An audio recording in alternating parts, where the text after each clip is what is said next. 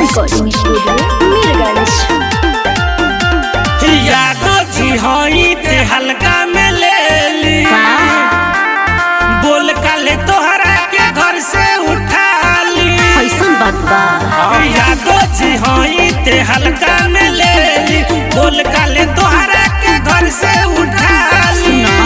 बोला पीछे हमरा बोला पड़ल बड़ा काहे? अरे तू ऐसा चीजें बारे पीछे हमरा बोला पड़ल बड़ा काहे? बोला अपना भाई से तो है पिटवा दे। अच्छा देखा ताली। यादो जी होई ते हल्का में ले ली, बोल काले तोहरा के घर से उठा ली। अरे याद रखो अहिर जी हई, बुझलू।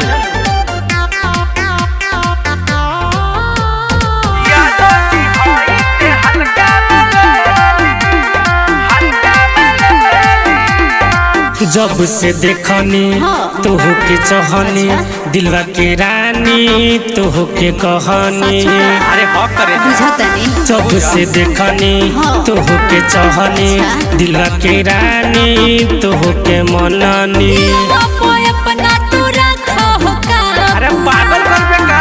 अरे दिलवा अपना तू रखो काबू, मत अपना भाई से कह दे बाबू। अरे बुझला यादो जी होई ते हल्का में ले ली, बोल काले तोहरा के घर से उठा ली। टाइम ना लगे बुझली।